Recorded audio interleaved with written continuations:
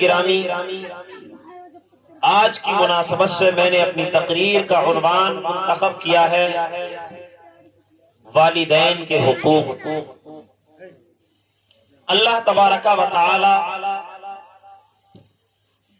قرآن مجید کے اندر ارشاد فرماتا ہے وَقَضَى رَبُّكَ أَلَّا تَعْبُدُوا إِلَّا إِيَّاهُ وَبِالْوَالِدَيْنِ إِحْسَانًا، بے شک کہ تمہارے رب نے یہ حکم دیا کہ تم اس کے سوا کسی کی عبادت نہ کرو، وَبِالْوَالِدَيْنِ إِحْسَانًا، اور اپنے والدین کے ساتھ اچھا سلوک کرو۔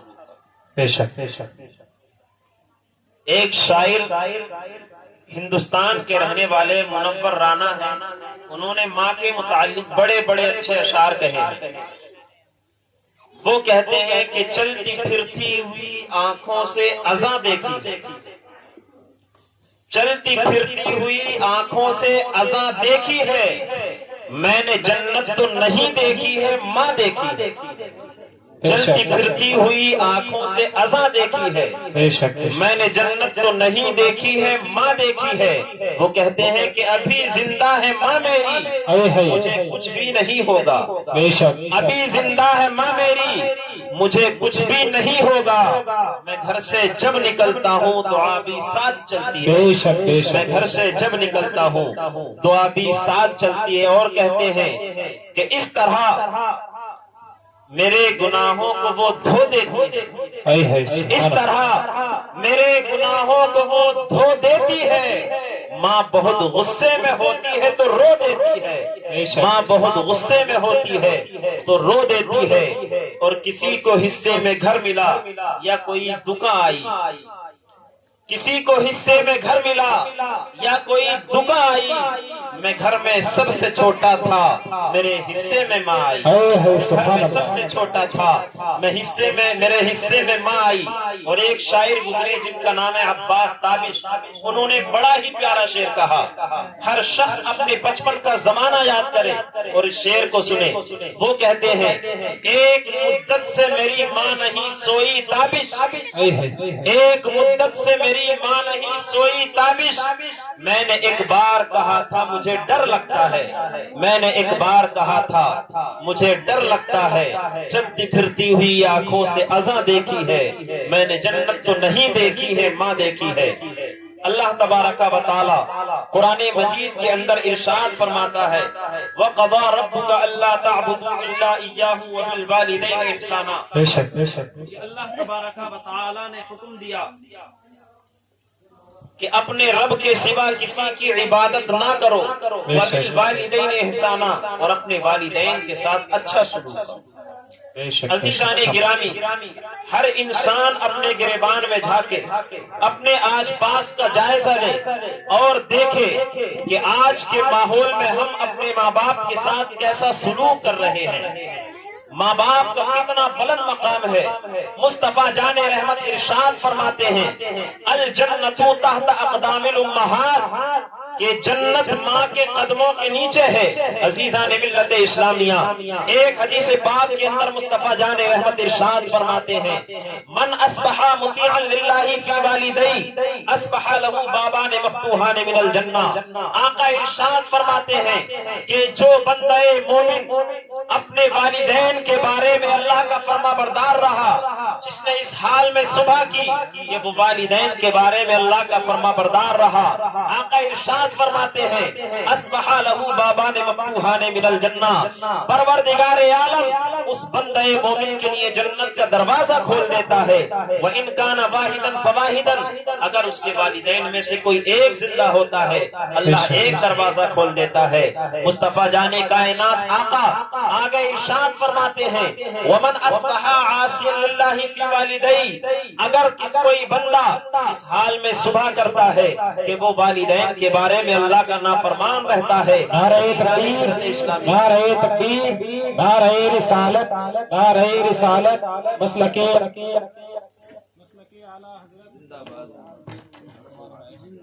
علامہ توصیف صاحب قبلہ، نعرہ تکبیر، نعرہ رسالت۔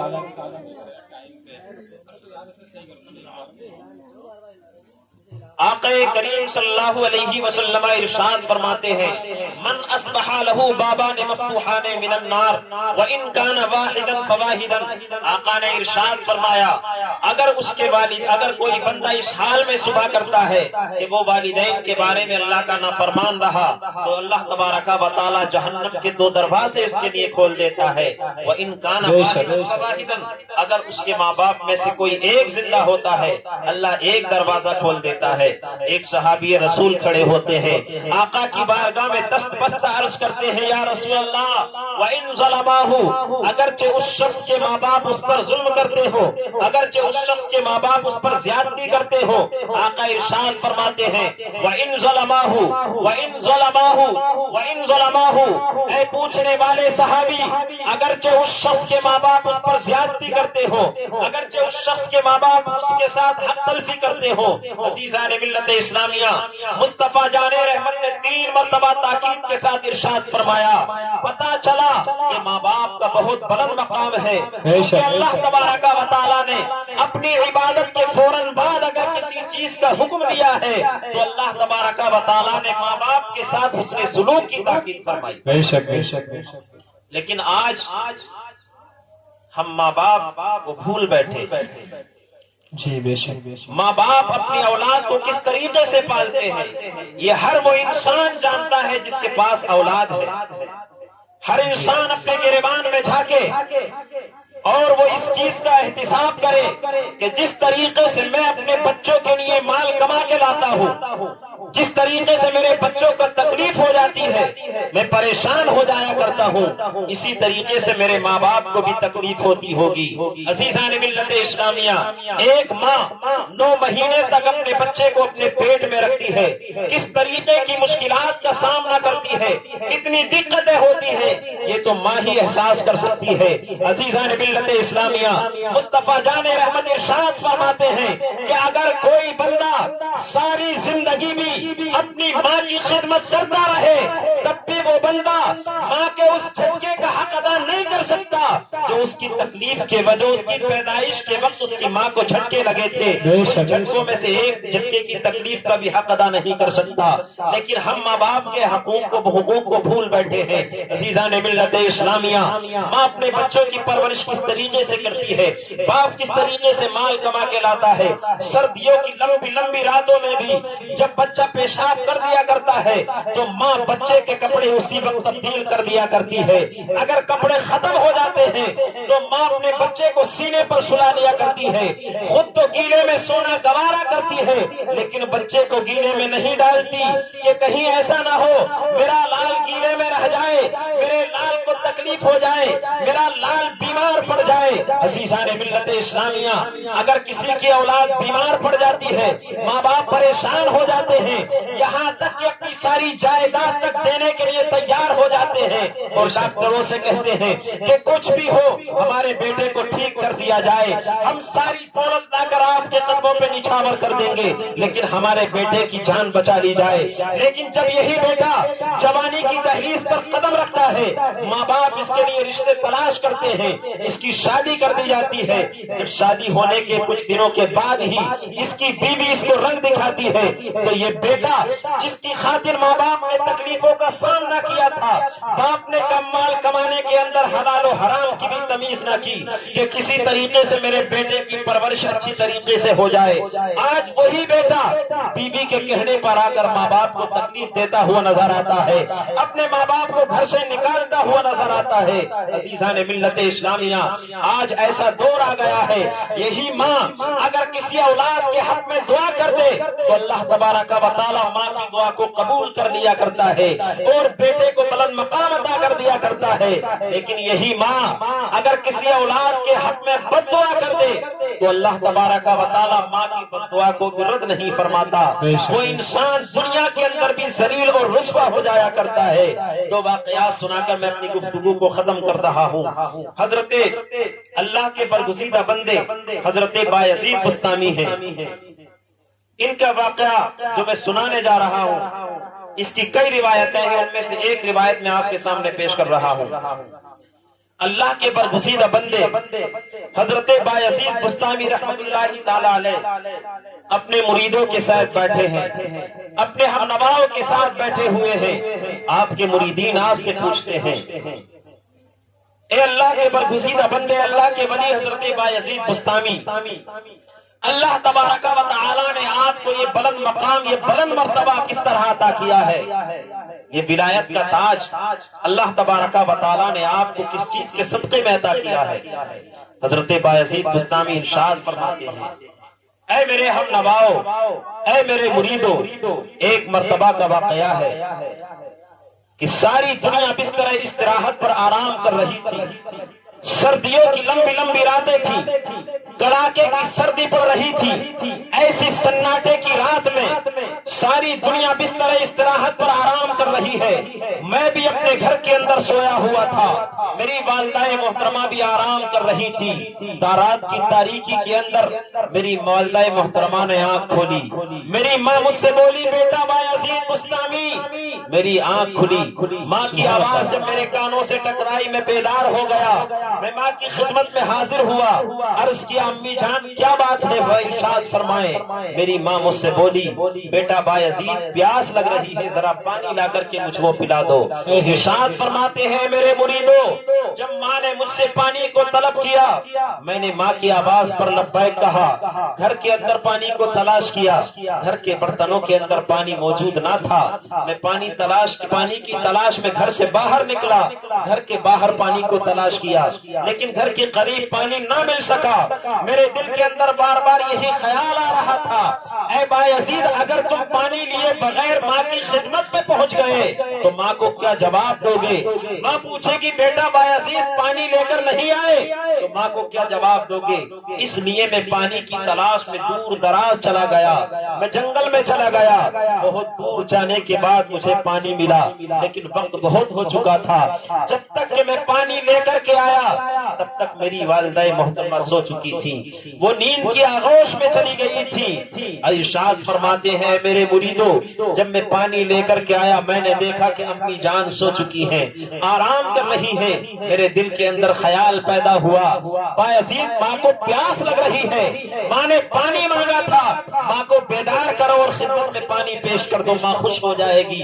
پھر دل کے اندر خیال آیا، اے بایزید، اگر تم نے ماں کو جگا دیا، ماں کے آرام میں خلل پڑ جائے گا، ماں کی نیند کھل جائے گی، ماں کی بارگاہ کے گستاخ کہلا دیے جاؤ گے، کہیں ایسا نہ ہو کہ تم ماں کی بارگاہ کے بے ادب کہلائے جاؤ۔ اس لیے میں نے ماں کو بیدار نہ کیا، بار بار اسی طریقے کے خیالات میرے ذہن میں گردش کر رہے تھے، آخر کار میں نے ماں کو بیدار نہ کیا، میں پانی کا کٹورا لے کر سخت سردی کی رات میں ماں کے سرہانے کھڑا رہا، اتنے میں فجر کا وقت ہو جاتا ہے، ساری رات گزر گئی، جب فجر کا وقت ہوا، مؤذن اذان دیتا ہے، مسجد کے مناروں سے آواز آتی ہے، اللہ اکبر اللہ اکبر، الصلاۃ خیر من النوم، نماز نیند سے بہتر ہے۔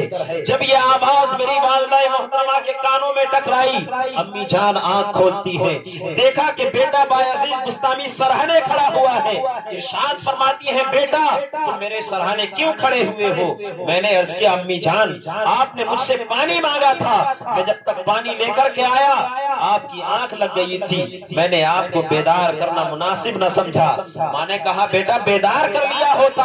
عرض کرتے ہیں، امی جان خیال تو آیا تھا بیدار کر دوں، ماں کی پیاس کو بجھا دوں، پھر دل کے اندر خیال پیدا ہوا، بایزید ماں سو رہی ہے، آرام میں خلل پڑ جائے گا، ماں کی نیند ٹوٹ جائے گی، ماں کی بارگاہ کے بے ادب کہلا دیے جاؤ گے۔ اس خیال سے امی جان میں نے آپ کو بیدار نہ کیا۔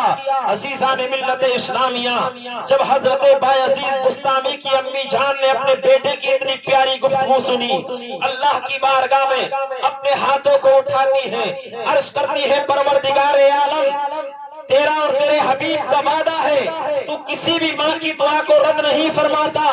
آج بایزید بستامی کی ماں تیری بارگاہ میں دعا کرتی ہے، مولا تو میرے بیٹے بایزید بستامی کو دنیا دنیا کا کچھ مت دینا لیکن اپنی بارگاہ کا ولی بنا دینا، میرے بیٹے کو ولایت کا تاج عطا فرما دینا۔ اللہ تبارک و تعالیٰ نے حضرت بایزید بستامی کی ماں کی دعا کو قبول فرمایا ہے اور اللہ تبارک و تعالیٰ نے آپ کو ولایت کا تاج عطا فرمایا ہے۔ عزیزان ملت اسلامیہ، اس واقعے کو سنانے کا مقصد یہ ہے کہ اگر انسان سچے دل سے خلوص کے ساتھ ماں باپ کی خدمت کرتا ہے، اپنے بچوں کی دیکھ بھال کرتا ہے، تو اللہ تبارک و تعالیٰ اس کے صدقے میں اس کو بلند مقام عطا فرماتا ہے۔ لیکن اگر ماں بد دعا کر دے تو ماں کی بد دعا سے بیٹا اولاد دنیا کے اندر ذلیل اور رسوا بھی ہو جایا کرتی ہے۔ جی جی بے شک۔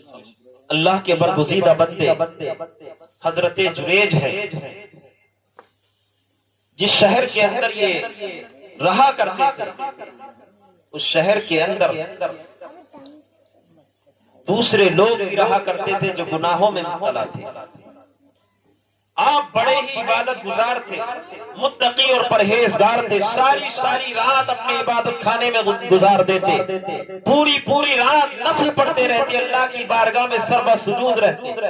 آپ کی عبادتوں کے بڑے چرچے تھے دور دور تک۔ جو آپ کے مخالفین تھے ان کو آپ کی شہرت نہیں بھائی، ان کو بڑا حسد ہونے لگا۔ اسی حسد میں انہوں نے ایک پروگرام بنایا کہ کسی طریقے سے جریج کو بدنام کیا جائے۔ اسی شہر کے اندر ایک فاحشہ عورت بھی رہا کرتی تھی، ایک زانیہ عورت بھی رہا کرتی تھی، جس کے حسن کا چرچا پورے شہر کے اندر تھا۔ ہر انسان اس کے حسن کو ایک نظر دیکھنے کے لیے بےتاب رہا کرتا تھا۔ لوگوں نے اس کو بلایا اور اس سے کہا، اگر تو اللہ کے ولی حضرت جریج کو گناہ میں مبتلا کر دے تو ہم تجھے انعام سے مالا مال کر دیں گے، تجھے منہ مانگا انعام دیں گے۔ اس عورت نے کہا کہ جریج کو گناہ میں مبتلا کرنا یہ میرے بائیں ہاتھ کا کھیل ہے۔ عزیزان ملت اسلامیہ، اس عورت نے کہا کہ میں جریج کو گناہ میں مبتلا کیے دیتی ہوں۔ معاملہ طے پایا۔ وہ عورت رات کے وقت میں آپ کے عبادت خانے میں آتی ہے، آپ کے عبادت خانے میں آنے کے بعد وہ بیٹھ جاتی ہے۔ دیکھا کہ اللہ کے ولی حضرت جریج عبادت الہی میں مصروف ہیں۔ آپ 2 رکعت نماز نفل ادا فرماتے ہیں، سلام پھیرتے ہیں، پھر کھڑے ہو جاتے ہیں۔ وہ عورت اسی طاق میں رہتی ہے کہ کب یہ سلام پھیرنے کے بعد میری طرف نظر کریں اور میرے حسن کے گرویدہ ہو جائیں، میرے حسن میں گرفتار ہو جائیں۔ لیکن اللہ کے ولی حضرت جریج رحمت اللہ تعالی علیہ سلام پھیرتے ہیں، پھر نماز نفل پڑھنے لگتے ہیں۔ ساری رات اسی طریقے سے گزر جاتی ہے۔ ایک رات گزر گئی، دوسری رات وہی عورت آئی، دوسری رات بھی اسی طریقے سے گزر گئی۔ مسلسل 3 راتیں جب اللہ کے ولی نے اس عورت کی طرف نظر نہ کی، اس کو اپنی بڑی بے عزتی محسوس ہوئی کہ سارا شہر میرے حسن کو ایک نظر دیکھنے کے لیے بےتاب رہا کرتا ہے۔ یہ کیسا بندہ ہے جو ایک نظر اٹھا کر بھی نہیں دیکھتا۔ عزیزان ملت اسلامیہ، وہ عورت قریب ہی میں ایک چرواہے کے پاس جاتی ہے اور اس کے ساتھ زنا کرتی ہے، اس سے حمل ٹھہرتا ہے۔ کچھ دنوں کے بعد وہ عورت ایک بچے کو جنم دیتی ہے۔ جب اس عورت نے ایک بچے کو جنم دیا، لوگوں نے پوچھا ہے عورت یہ بچہ کس کا ہے؟ تو وہ عورت مشہور کر دیتی ہے کہ یہ بچہ اللہ کے ولی جریج کا ہے، جو عبادتوں میں بڑا مشہور ہے، جس کی عبادتوں کے بڑے چرچے ہوا کرتے ہیں۔ اس نے میرے ساتھ زنا کیا تھا، اس نے میرے ساتھ بدکاری کی تھی، اسی بدکاری سے یہ بچہ پیدا ہوا ہے، یہ اسی کا بچہ ہے۔ عزیزان ملت اسلامیہ، عوام کا تو حال یہ ہے کہ سنی پر عمل کرتی ہے۔ لوگوں نے اس کی تحقیق نہ کی، جا کر چاہے اللہ کے ولی حضرت جریج کو مارنا شروع کر دیتے ہیں، ان کے عبادت خانے کو ڈھانا شروع کر دیتے ہیں۔ اللہ کے ولی حضرت جریج بار بار پوچھتے ہیں، اے لوگوں مجھے کس گناہ کی سزا دے رہے ہو؟ میرا گناہ تو بتاؤ، میرا قصور تو بتاؤ، مجھے مار کیوں رہے ہو؟ لوگ کہتے ہیں کہ تم نے فلاں عورت کے ساتھ زنا کیا تھا، فلاں عورت کے ساتھ بدکاری کی تھی، اس بدکاری کے نتیجے میں ایک بچہ پیدا ہوا ہے۔ وہ عورت سارے شہر کے اندر اعلان کرتی پھر رہی ہے۔ اللہ کے ولی نے جب اتنا سنا تو کہتے ہیں کہ اے لوگوں، اس عورت کو بلایا جائے، مجھے یہ نہ کہو کہ میں نے فلاں عورت کے ساتھ بدکاری کی ہے، اس عورت کے ساتھ زنا کیا ہے، آج مجھے جو یہ سزا مل رہی ہے، اس سزا کا بھی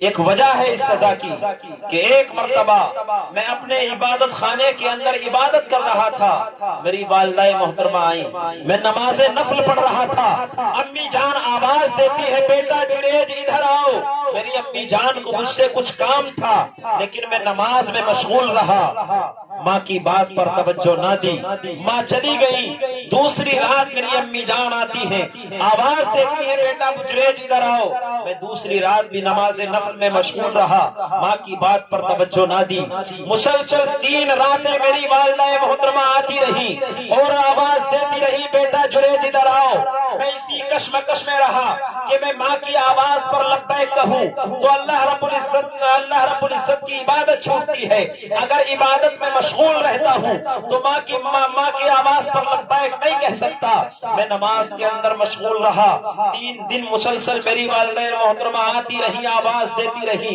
اور واپس چلی گئی، میں نے ماں کی بات کو نہ سنا، آخری دن جب میری امی جان جا رہی تھی، اللہ کی بارگاہ میں اپنے ہاتھوں کو اٹھاتی ہے، عرض کرتی ہے پروردگار عالم تو میرے بیٹے جنید کو اس وقت تک موت مت دینا جب تک کہ یہ کسی فاحشہ عورت کا منہ نہ دیکھ لے، جب تک کہ یہ دنیا کے اندر بدنام نہ ہو جائے۔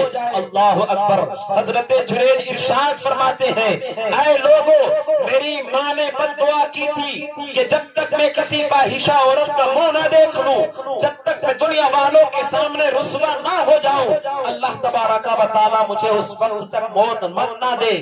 یہ میری ماں کی ناراضگی تھی، آج اللہ تبارک و تعالی نے مجھے وہ دن دکھا دیا ہے کہ آج میں دنیا والوں کے سامنے ذلیل ہو گیا ہوں، لوگ مجھے مار رہے ہیں۔ اللہ اکبر۔ اللہ کے ولی حضرت جنید ارشاد فرماتے ہیں اس عورت کو بلایا جائے، وہ عورت قریب آتی ہے، اس عورت کو بلایا جاتا ہے، جب وہ عورت آ گئی اس کا بچہ بھی آ گیا، اللہ کے ولی حضرت جنید آگے بڑھتے ہیں اور اس بچے کے پیٹ میں اپنی شہادت والی انگلی مارتے ہیں۔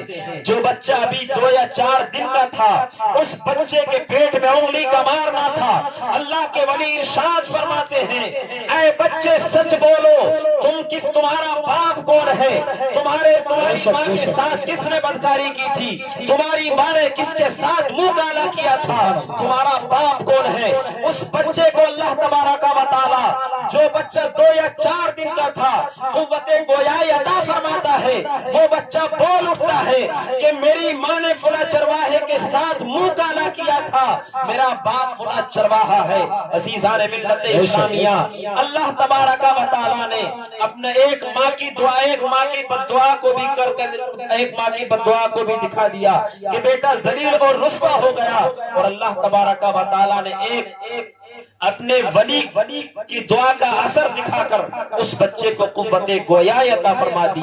عزیزان ملت اسلامیہ، اس واقعے کو سنانے کا مقصد یہ ہے کہ انسان کتنا ہی پارسا کیوں نہ ہو، رات دن عبادتیں کرتا ہو، سجدوں پر سجدے کرتا ہو، لیکن اگر وہ ماں باپ کا گستاخ ہے، ماں باپ کا نافرمان ہے، تو اس کی ساری عبادتیں کل قیامت کے دن اس کے منہ پہ مار دی جائیں گی۔ یہ عبادتیں کل قیامت کے دن کام نہ آئیں گی۔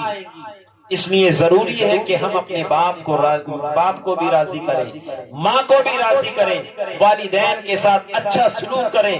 اللہ کی بارگاہ میں دعا ہے کہ رب قدیر ہم سب کو عمل کی توفیق عطا فرمائے۔ میرے بولنے میں اگر اغلاط ہوئی ہوں، رب تبارک و تعالی اپنے فضل و کرم سے معاف فرمائے۔ استغفر اللہ ربی من کل ذنب واتوب الیہ، وآخر دعوانا الحمدللہ رب العالمین۔ السلام علیکم ورحمۃ اللہ۔